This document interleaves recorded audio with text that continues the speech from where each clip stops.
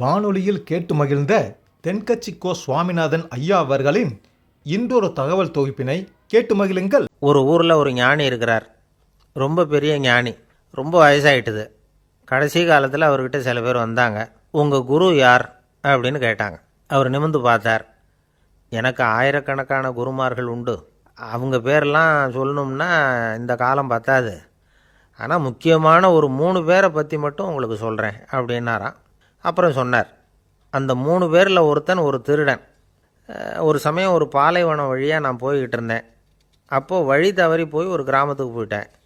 அது இருட்டு நேரம், நடுராத்திரி, ஊரே உறங்கி போச்சு. அந்த நேரத்தில் ஒரு ஆள் மட்டும் ஒரு வீட்டு சுவத்தில் ஏதோ பண்ணி உள்ளே நுழையிறதுக்கு முயற்சி பண்ணிகிட்ருக்கிறான்.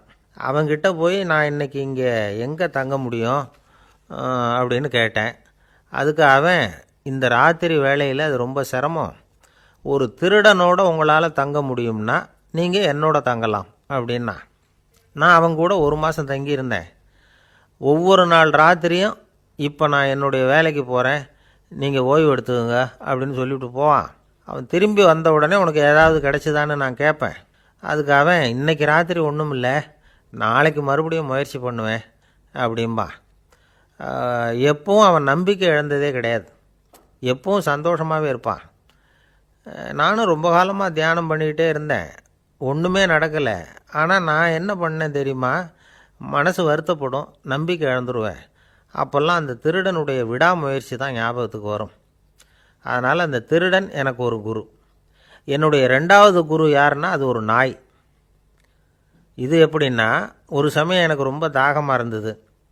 ஒரு நதியை நோக்கி போய்கிட்டு இருந்தேன். அப்போது ஒரு நாயும் வந்தது. அதுக்கும் தாகம். ஓடி வந்து ஆற்றை பார்த்துது. அதோட நிழல் வந்து ஆற்றுல தெரிஞ்சுது. அதை பார்த்ததும் பயந்துட்டுது. அதாவது அது தன்னுடைய சொந்த உருவத்தையே கண்டு பயந்தது. அதை பார்த்து குறைக்குது, திரும்பி ஓடிச்சு. ஆனால் அதுக்கு தாகம் அதிகமாக இருந்ததுனால அது மறுபடியும் திரும்பி வந்தது. பார்த்தா மறுபடியும் தண்ணியில் நாயோட உருவம் தெரியுது. இப்படி சில தடவை பண்ணிச்சு. இருந்தாலும் கடைசியில் தண்ணியில் குதிச்சுட்டுது துணிஞ்சி. இப்படி குதித்த உடனே அதோட உருவமும் மறைஞ்சுட்டுது. இதை பார்த்தேன். நான் என்ன புரிஞ்சுக்கிட்டேன்னா, எவ்வளவு தான் பயம் இருந்தால் கூட ஒருத்தன் தைரியமாக காரியத்தில் இறங்கணும் அப்படிங்கிறத புரிஞ்சுக்கிட்டேன். இந்த போதனை அந்த நாய்கிட்ட இருந்து எனக்கு கிடைச்சிது. இது ஒன்று. அடுத்தது, என்னுடைய 3வது குரு யாருன்னா அது ஒரு சின்ன குழந்தை. நான் ஒரு சமயம் ஒரு நகரத்துக்கு போனேன். அங்கே ஒரு குழந்தை எரிகிற மெழுகுவத்தி ஒன்று எடுத்துக்கிட்டு வந்தது. நான் அந்த குழந்தைய பார்த்து வேடிக்கையாக கேட்டேன், ஏன் பாப்பா, இந்த மெழுகுவத்தியை நீயாவே கொளுத்துனியா அப்படின்னு கேட்டேன். ஆமான்னுது அந்த குழந்தை. சரி, இந்த மெழுகுவத்தி முன்னாடி எரியாமல் இருந்தது, இப்போ எரியுது. இந்த மெழுகுவத்திக்கு வெளிச்சம் எங்கேருந்து வந்தது, அதை எனக்கு காட்ட முடியுமா அப்படின்னு கேட்டேன் அந்த குழந்தைகிட்ட. இதுக்கு அந்த குழந்தை சிரிச்சுக்கிட்டு அந்த மெழுகுவத்தியை ஊதி அணைச்சுட்டுது. அதுக்கப்புறம் என்னை பார்த்து கேட்டுது, இப்போ இந்த மெழுகுவத்தியின் வெளிச்சம் போனதை பார்த்தீங்க இல்லையா, அது எங்கே போச்சுன்னு எனக்கு சொல்லுங்க அப்படின்னுது. அந்த குழந்தை இப்படி கேட்டதும் என்கிட்ட இருந்த ஆணவம் அழிஞ்சுட்டுது. நான் படித்ததெல்லாம் அந்த வினாடியில் சுக்கு நூறாக போயிட்டுது. என்னுடைய முட்டாள்தனத்தை நான் உணர்ந்தேன் அப்படின்னு இவ்வளவும் அந்த ஞானி விவரமாக சொன்னாராம். அதனால் நாம் இன்னார்கிட்டே இருந்து தான் இதை கற்றுக்கணுங்கிறது இல்லை, யாருக்கிட்டே இருந்தும் எதையும் கற்றுக்கலாம். நம்மால் ஒருத்தன் ஒரு நாய் வளர்த்துக்கிட்டு இருந்தான். அந்த நாய்க்கு வால் கிடையாது. யாரோ ஏற்கனவே வெட்டி எடுத்துட்டாங்க. இந்த நாய் தான் சார் எனக்கு குரு, அதுக்கிட்டே இருந்து கூட நான் பாடம் கற்றுக்கிட்டு இருக்கிறேன் அப்படின்னா. அப்படி என்ன கற்றுக்கிட்டேன் அந்த வால் இல்லாத நாய்கிட்டே இருந்து அப்படின்னு கேட்டோம். நாம் யாருக்கிட்டேயும் வாலாட்டக்கூடாது அப்படிங்கிற பாடத்தை அதுக்கிட்டே இருந்து தான் நான் கற்றுக்கிட்டேன் அப்படின்னா. எது ரொம்பவும் கஷ்டமான காரியம் அப்படின்னு கேட்டார் ஒருத்தர். ஒருத்தருக்கு ஒருத்தர் சண்டை போடாமல் இருக்கிறது தான் ரொம்ப கஷ்டமான காரியம் அப்படின்னு தோணுது. ஒரு நாட்டுக்கும் இன்னொரு நாட்டுக்கும் சண்டை, நாட்டுக்குள்ளேயே ஒரு குரூப்புக்கும் இன்னொரு குரூப்புக்கும் சண்டை. ஏன் சண்டை போட்டுக்கிறீங்கன்னு கேட்டு பாருங்கள். நாங்கள் சமாதானத்துக்காக தான் சண்டை போட்டுக்கிறோம் அப்படிம்பாங்க. வாழறதுக்காக பிறந்த மனுஷன் லட்சியத்துக்காக உயிரை விட தயார் அப்படின்னு சொல்லிகிட்டு இருப்பான். அப்படி உயிரை விடுறவங்கள நாமளும் பாராட்டுவோம். ஆனால் ஒன்றுமில்லாத விஷயங்களுக்கெல்லாம் சண்டை போடுறவங்களெல்லாம், அப்படிப்பட்டவங்களையும் சரி உயிரை விடுறவங்களையும் சரி என்னென்னு சொல்கிறது, யுத்தங்களாலேயும் சண்டைகளாலேயும் நாம் அடையிறது என்னங்கிறது ஒரு பக்கம் இருக்கட்டும், இழக்கிறது என்ன தெரியுமா? ஏராளமான உயிர்கள். ரத்தம் சிந்துறதுக்கு நான் தயார் அப்படின்னு மார்தட்டி சொல்லலாம். ஆனால் ரத்தம் சிந்தினா உயிர் காத்துக்கிட்டு இருக்க தயார் இல்லை. அதாவது உயிர் நமக்காக காத்துக்கிட்டு இருக்க தயார் இல்லை. இழக்கிற ரத்தத்தை ஈடுகட்டினா தான் உயிரை காப்பாற்ற முடியும். அதனால் இது சம்மந்தமாக ஆராய்ச்சி செய்கிற கட்டாயம் ஏற்பட்டு போச்சு. அதோட விளைவாக புதுசாக ஒன்றை கண்டுபிடிச்சிருக்கிறாங்க. அதுதான் செயற்கை ரத்தப்பொடி. இப்போ இந்த திடீர் சாம்பார் பொடி, திடீர் ரசப்பொடி, திடீர் காப்பி பொடி இப்படிலாம் சொல்கிறோம்ல, அது மாதிரி இது திடீர் ரத்தப்பொடி. இஸ்ரேல் ஒரு சின்ன நாடு, மக்கள் தொகை குறைச்சல், அதோட போர்கள் வேறு. அதனால் காயம்பட்டவங்களை காப்பாற்றியே தீர வேண்டிய கட்டாயம். காப்பாற்றணும்னா ரத்த இழப்பை தடுக்கணும். அப்படின்னா உடனடியாக புது ரத்தம் செலுத்தி ஆகணும். திடீர்னு ரத்தம் வேணும்னா எங்கே போகிறது? அதுவும் கிடைக்கிற ரத்தம் சேர்கிற குரூப்பாக இருக்கணும். ஒரு வேடிக்கை பார்த்தீங்களா, நான் வேறு குரூப்பு நீ வேறு குரூப்புன்னு இவன் சண்டை போடுறான். இதில் அடிபட்டவனுக்கு ரத்தம் கொடுக்க போனால் அதுலேயும் அது வேறு வேறு குரூப்பாக இருக்குது. அது ரத்தமும் வேறு வேறு குரூப்புன்னு சொல்லிகிட்டு இருக்குது. எந்த குரூப்பு ரத்தம் வேணும்? அது உடனடியாக கிடைக்கலன்னா என்ன பண்ணுறது? இப்படிப்பட்ட கஷ்டம்லாம் நமக்கு வந்துடுது. இதுக்காக தான் விஞ்ஞானிகள் இந்த ரத்த பொடியை கண்டுபிடிச்சிருக்கிறாங்க. அதாவது ஒரு ஆள் அடிபட்டு போட்டான்னு வச்சுங்களேன், அவனுக்கு ரத்தம் கிடைக்கல. உடனே என்ன பண்ணலாம்? இந்த சுத்தப்படுத்தப்பட்ட தண்ணீரை கொஞ்சம் எடுத்துக்க வேண்டியது, அதில் இந்த ரத்த பொடியை கரைக்க வேண்டியது. இப்போ இந்த செயற்கை ரத்தம் தயாராகிட்டுது. இதை அந்த ஆள் உடம்புல ஏற்றி விட்ற வேண்டியது.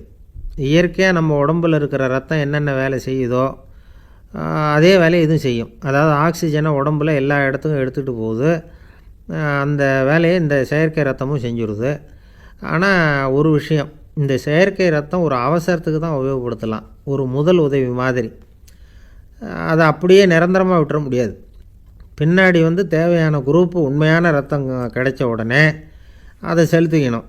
உண்மையான ரத்தத்தை 20லேருந்து 40 நாள் வரைக்கும் தான் பாதுகாக்க முடியும். அதுவும் குளிர்பதன பெட்டியில். அதுக்குள்ளே உபயோகப்படுத்தலைன்னா அது வீணாக போயிடும். இந்த ரத்த பொடி அப்படி இல்லை, எவ்வளோ நாள் வேணும்னாலும் அப்படியே வச்சுருக்கலாம். குளிர்பதன பெட்டியும் தேவையில்லை. ஆனால் ஒன்று, இது தண்ணியில் கலந்து செயற்கை ரத்தமாக ஆக்கிவிட்டா அதோட வலு 72 மணி நேரம் தான். அதாவது 3 நாள். அதுக்குள்ளே அந்த ஆசாமியை எங்கேயாவது ஆஸ்பத்திரிக்கு தூக்கிட்டு போய் உண்மையான ரத்தத்தை கொடுத்துடணும். சண்டையில் அடிபடுறவங்க, சாலை விபத்தில் அடிபடுறவங்க, இவங்களுக்கெல்லாம் அவசரத்துக்கு கை கொடுத்து உதவுறது இந்த செயற்கை ரத்த பொடி. அதுக்கப்புறம் நாம் கொடுக்குற ரத்தம் தான் அவங்கள காப்பாற்றணும். இன்றைக்கி ரத்தத்தை தானமாக கொடுக்க தயாராக இருக்கிற நல்ல உள்ளங்கள் ஏராளம். எவ்வளவு ஆக்சிடெண்ட்டு, ஆப்ரேஷன், இதில் சம்மந்தப்பட்டவங்களை காப்பாற்றுறது நாம் தானமாக கொடுக்குற ரத்தம் தானே. ஒரு ஆக்சிடெண்ட்டு, ஒரு ஸ்கூட்டர் ஒரு ஆள் மேலே மோதி விட்டுது, பார்த்து வரக்கூடாதா அப்படின்னா அந்த ஆள், நீ தான் பார்த்து நடக்கணும், ஏன்னா 20 வருஷமாக நான் அந்த ஸ்கூட்டரை ஓட்டிகிட்டு இருக்கிறேன் அப்படின்னானா இவன். இதுக்கு அவன் சொன்னானா, நீ தான் பார்த்து ஓட்டணும், ஏன்னா 40 வருஷமாக நான் இப்படி நடந்துக்கிட்டு இருக்கிறேன் அப்படின்னானா. ஒருத்தன் எப்படி நடந்துக்கிறாங்கிறத வச்சு தான் அந்த ஆள் எப்படிங்கிறத நாம் முடிவு பண்ணுறோம். ஆளுமைன்னு சொல்கிறோம்ல, அதுக்கு சூழ்நிலைகளை ஆளுகின்ற தன்மை அப்படின்னு விளக்கம் கொடுக்குறார் ஒரு உளவியல் நிபுணர். சரி, ஒரு மனிதனுடைய ஆளுமையை உருவாக்குகிற விஷயங்கள் என்னென்ன? பிறப்பு, வளர்க்கப்பட்ட விதம், படிப்பு, நண்பர்கள், சமுதாயம், இப்படி நிறைய உண்டு. ஆளுமையின் அடிப்படையில் சில மனநோய்கள் உண்டாகுது. அதெல்லாம் என்னென்னங்கிறத தெரிஞ்சு வச்சுக்கிட்டோம்னா நம்ம கூட இருக்கிறவங்கள அடையாளம் கண்டுபிடிக்கிறதுக்கு அது ரொம்ப உபயோகமாக இருக்கும். ஃப்ரெனாய்டு ஆளுமை அப்படின்னு ஒன்று. இந்த கோளாறு உள்ளவங்க எப்படி இருப்பாங்க தெரியுமா? அதிக உணர்ச்சி, சந்தேகம், பொறாமை இதெல்லாம் அதிகமாக இருக்கும். வளைஞ்சு கொடுக்க மாட்டாங்க. அடுத்தவங்களோட இணக்கமான உறவு இருக்காது. அவங்க செய்கிற தப்புக்கெல்லாம் அடுத்தவங்களை குறை சொல்லிகிட்டு இருப்பாங்க. இது ஒரு ரகம். அடுத்தது ஸ்கிசாய்டு ஆளுமை அப்படின்னு சொல்கிறாங்க. இந்த கோளாறு உள்ளவங்க அடுத்தவங்களோட பழக கூச்சப்படுவாங்க. சின்ன வயசுலேயே இது ஆரம்பமாயிடுது. பகல் கனவுலேயே சஞ்சரிப்பாங்க. அவங்களுடைய விரோதம், கோபம் இதை கூட வெளியில் காட்டிக்க முடியாமல் இருப்பாங்க. இவங்களுக்கு அகமுகம், பிரச்சனைகள்லேருந்து ஒதுங்கி எதுலேயும் ஈடுபாடு இல்லாதவங்களாக இருப்பாங்க. இப்படி ஒரு ரகம். அடுத்தது சைக்ளோதமிக் ஆளுமை அப்படின்னு சொல்கிறாங்க. அது என்னென்னா, உணர்ச்சிகளில் ஏற்றத்தாழ்வு அதிகமாக இருக்குமா. சில சமயம் பார்த்தா மகிழ்ச்சியாக இருப்பாங்க, சில சமயம் சோகமாக உட்காந்துருப்பாங்க. அவங்க மனநிலைக்கு தகுந்த மாதிரி சமூக நிகழ்ச்சிகளில் பங்கெடுத்துக்குவாங்க. இன்னொரு வகை என்னென்னா எண்ணப்பீடிகை ஆளுமை அப்படின்னு பேர் வச்சுருக்கிறாங்க. அதுக்கு இவங்களுக்கெல்லாம் கரெக்டாக இருக்கணும், எல்லாம் சட்டத்திட்டம், இதுலேயும் ஒரு ஒழுங்குமுறை, இப்படி எதிர்பார்க்குற மனோபாவம். இவங்க எதிர்பார்ப்புக்கும் வரன்முறைக்கும் மற்றவங்க கட்டுப்படணும்னு நினைப்பாங்க. இந்த நிலைமை நீடித்தா என்ன ஆகும் தெரியுமா?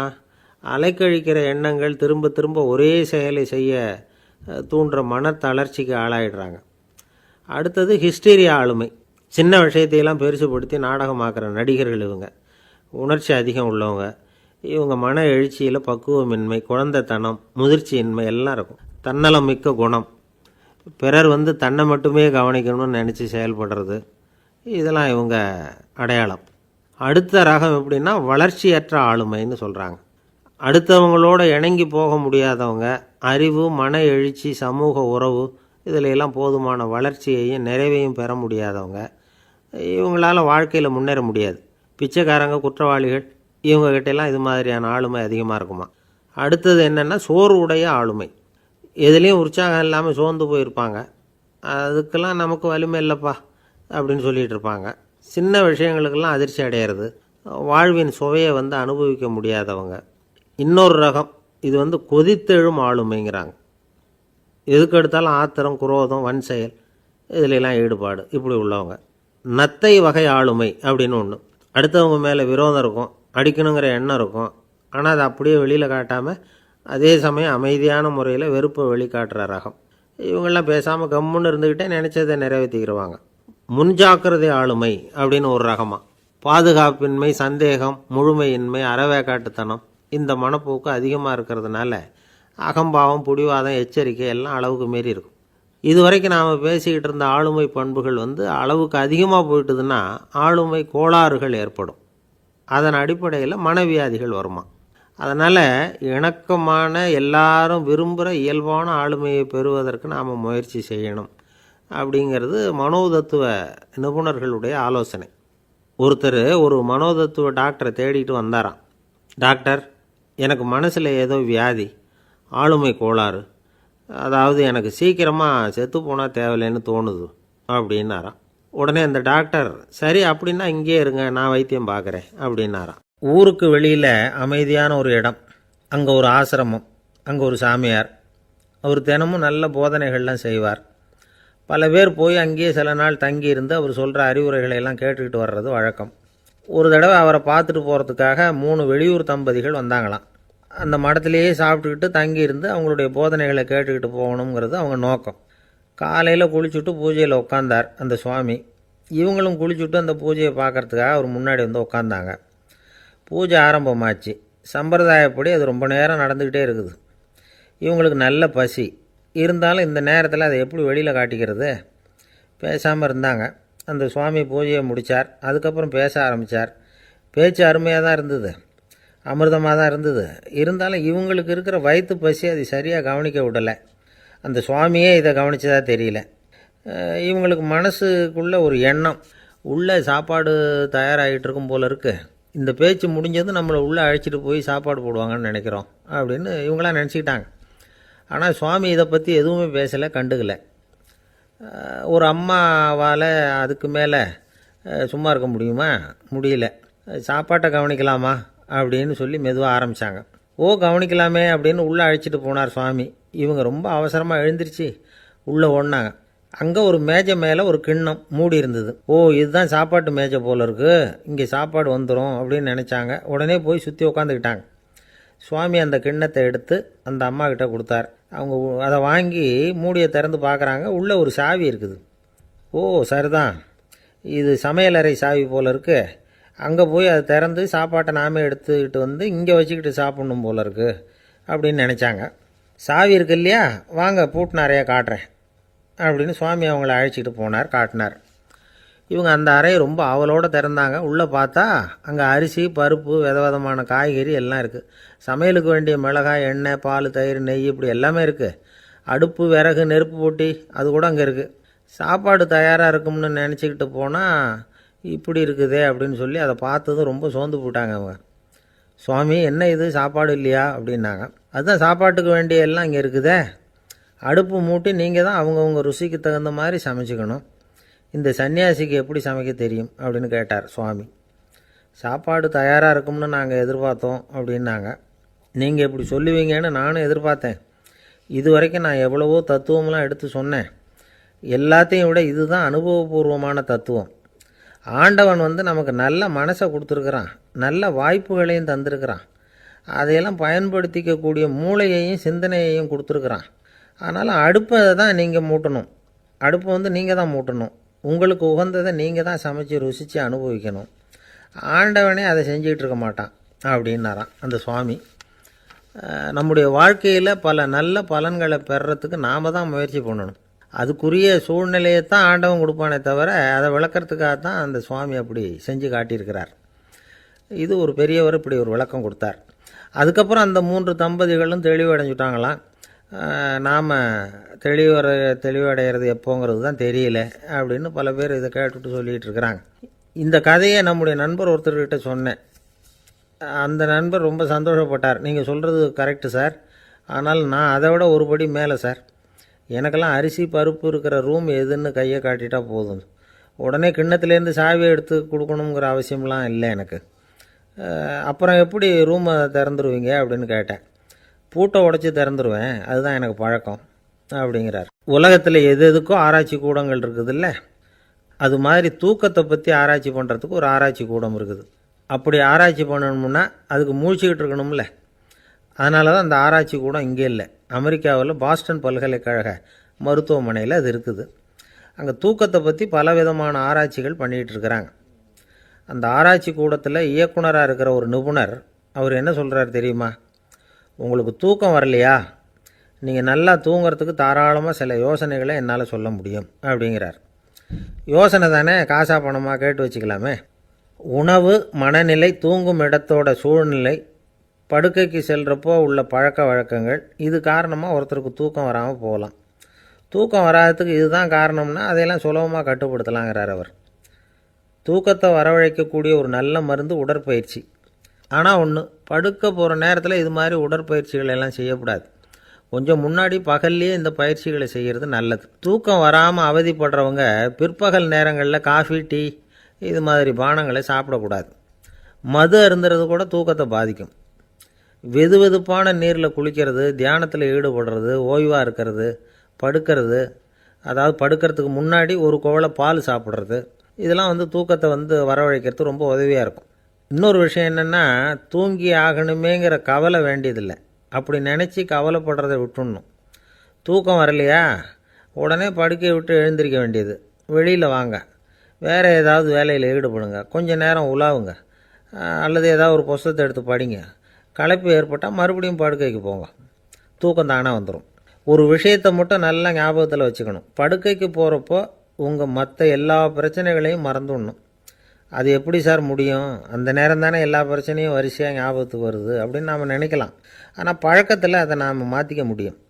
கொஞ்சம் முயற்சி பண்ணணும், அவ்வளோதான். இது எல்லாமே ஆராய்ச்சி பண்ணி பார்த்துட்டு அந்த நிபுணர் சொல்கிற கருத்து தான். இன்னொரு விஷயமும் அவர் சொல்கிறார். அது என்னென்னா, உடல் கோளாறு காரணமாக தூக்கம் வராமல் அவதிப்படுறவங்களுக்கெல்லாம் இந்த யோசனைகள் சரியாக வராது அப்படிங்கிறார். அதுக்கெல்லாம் மருத்துவ சிகிச்சை கொடுத்து தான் சரி பண்ணணும். சில பேருக்கு நடு ராத்திரியில் மூச்சு திணறல் ஏற்பட்டு தூக்கம் வராமல் போயிடும். ஊரெல்லாம் தூங்குறப்போ தான் மட்டும் தூங்காமல் மூழ்கிட்டு இருக்கிறது, ஊரெல்லாம் மூழ்கிட்டு இருக்கிறப்போ தான் மட்டும் தூங்குறது, இது மாதிரி கோளாறுகளால் சில பேர் பாதிக்கப்படலாம். கால் தசை முறுக்கிக்கிறதுனால சில பேருக்கு அடிக்கடி இழிப்பு வரலாம். மன அழற்சி காரணமாக சில பேருக்கு தூக்கம் வராது. இது மாதிரி கோளாறுகளுக்கெல்லாம் அதுக்கு தகுந்த மாதிரி சிகிச்சை கொடுத்து தான் சரி பண்ண வேண்டியிருக்கும். எந்த கோளாறும் இல்லாமல் தூக்கம் வரலைன்னா ஆரம்பத்தில் சொன்ன முறைகளை கடைப்பிடிச்சி பார்க்கலாம். தூக்கம் வந்ததுன்னா யோசனை சொன்ன அந்த நிபுணருக்கு நன்றி சொல்லலாம். ஒருத்தர், ஏன் சார் பஸ்ஸில் தூங்குறது கெட்ட பழக்கமானு கேட்டார். இல்லையே, நான் கூட பஸ்ஸில் போகிறப்ப தூங்கிட்டு தானே போவேன் அப்படின்னார் இன்னொருத்தர். அப்புறம் ஏன் என்ன டிரைவர் வேலை வேணாம்னு வீட்டுக்கு அனுப்பி வச்சுட்டாங்க அப்படின்னாராம் அவர். ஒரு ஊரில் ஒரு இளைஞன் இருந்தான். ஒரு நாள் அவன் ஒரு குருவை தேடிக்கிட்டு புறப்பட்டான். ஊரை விட்டு வெளியில் போனான். போகிற வழியில் ஒரு காடு. அந்த காட்டில் ஒரு மரத்தடியில் ஒரு பெரியவர் உட்காந்துருக்கிறார். அமைதியாக மௌனமாக அவர் அமர்ந்திருக்கிறார். இந்த பெரியவரை விசாரிக்கலாம், குருவை தேடி கண்டுபிடிக்கிறதுக்கு இவர் ஏதாவது ஒரு வழி சொல்லி கொடுப்பார் அப்படின்னு நினச்சிக்கிட்டு அவரை நெருங்கினான். ஐயா, எனக்கு ஒரு குரு தேவை, எங்கே கிடைப்பார், அவரை எப்படி அடையாளம் கண்டுபிடிக்கிறது, அதை பற்றி ஏதாவது விவரம் சொன்னீங்கன்னா நான் கண்டுபிடிச்சிக்குவேன் அப்படின்ட்டுருக்கான். பெரியவர் நிமிர்ந்து பார்த்தார். தம்பி, அது ரொம்ப சுலபம். அவர் வயசானவராக இருப்பார், என்னை விட சுமார் 30 வயசு அதிகமாக இருக்கும். அவர் ஒரு மரத்தடியில் தான் உட்காந்துருப்பார் அப்படின்ட்டுருக்கான். சரிங்க பெரியவரே, அது என்ன மாதிரியான மரம், எப்படி இருக்கும் அப்படின்னு கேட்டிருக்கான். பெரியவர் அந்த விவரங்களையும் சொல்லியிருக்கிறாரு.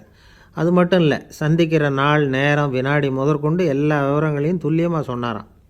இவ்வளவு விவரங்களை இவரால் எப்படி சொல்ல முடியுது அப்படின்னு இவனுக்கு ஆச்சரியம். இருந்தாலும் அந்த பெரியவர் கடைசியாக ஒரு விவரம் சொன்னார். அது என்ன தெரியுமா, எப்படியும் நீ அவரை சந்திக்கிறதுக்கு ஒரு 30 வருஷம் ஆகும் அப்படின்னு சொல்லிவிட்டாராம். ரொம்ப நன்றிங்க பெரியவரே அப்படின்னு சொல்லிவிட்டு அந்த இளைஞன் புறப்பட்டுருக்கான். இப்போ அவனுக்கு குரு பற்றின விவரம் எல்லாம் கிடச்சிட்டுது, சந்திக்கிற நேரமும் தெரிஞ்சுட்டுது. ஆனால் 30 வருஷம் அவரை தேடி அலைய வேண்டியிருக்குமே.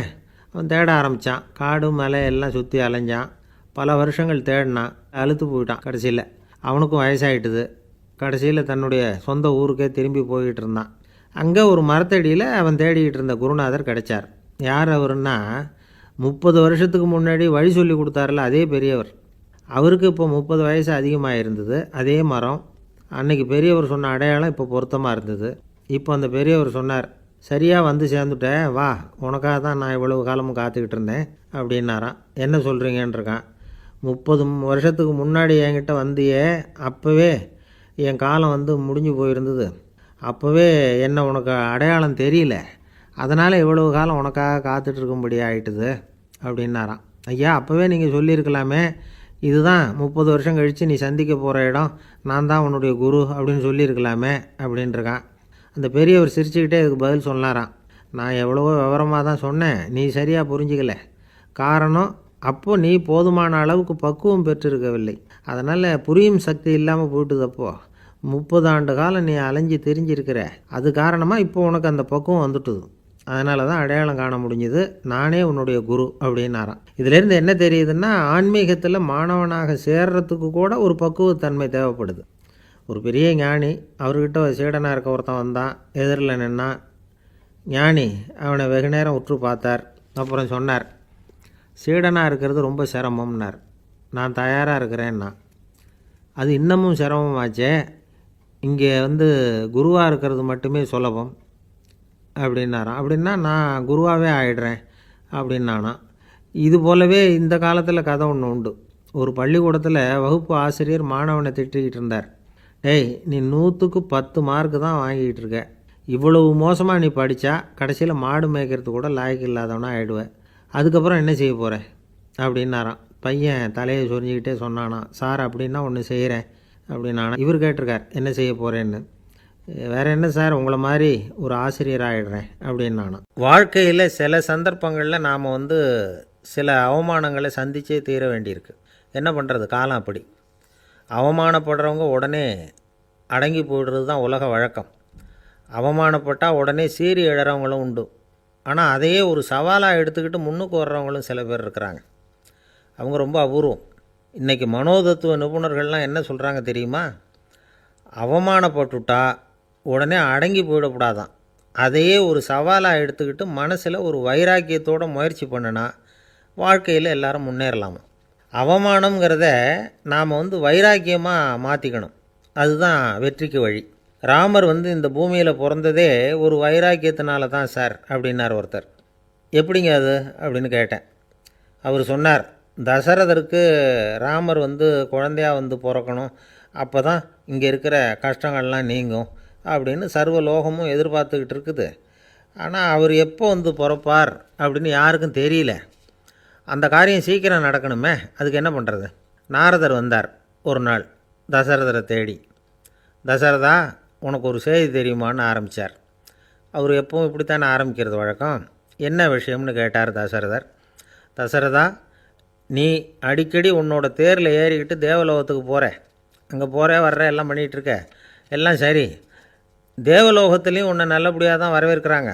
தேவேந்திரன் உன்னை பிரியமாக அழைச்சிட்டு போய் தன்னுடைய அரியாசனத்திலேயே தனக்கு பக்கத்திலேயே உட்கார வைக்கிறான். நீயும் சந்தோஷமாக உட்காந்து பேசிவிட்டு வந்துடுற. ஆனால் நீ இங்கே வந்ததுக்கு அப்புறம் அங்கே என்ன நடக்குது தெரியுமா உனக்கு அப்படின்னாரான் நாரதர். என்ன நடக்குது, எனக்கு ஒன்றும் தெரியலையே அப்படின்னாரான் தசரதர்.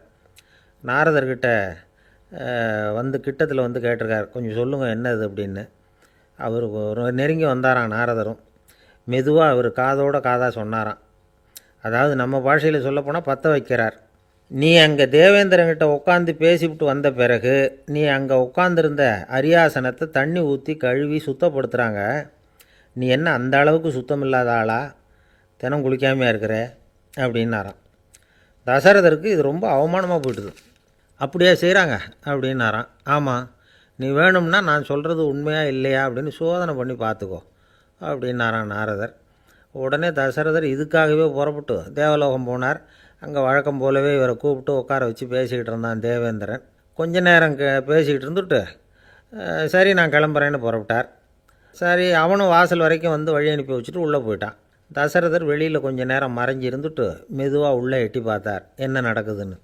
நாரதர் சொன்னது உண்மைதான். தசரதர் உட்காந்துருந்த ஆசனத்தை அங்கே 2 தேவர்கள் கழுவி சுத்தப்படுத்திக்கிட்டு இருக்கிறாங்க. தசரதரால் இதை தாங்கிக்க முடியல. அவருக்கு ரொம்ப அவமானமாக போச்சு.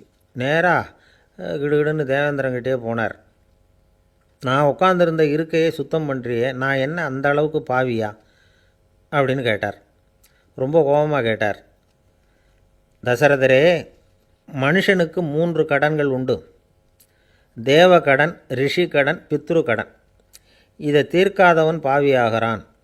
இதில் மகனை பெறுவதால் தான் பித்ரு கடன் தீரும். உனக்கு மகன் கிடையாது, அதனால் நீ பாவியாகிற.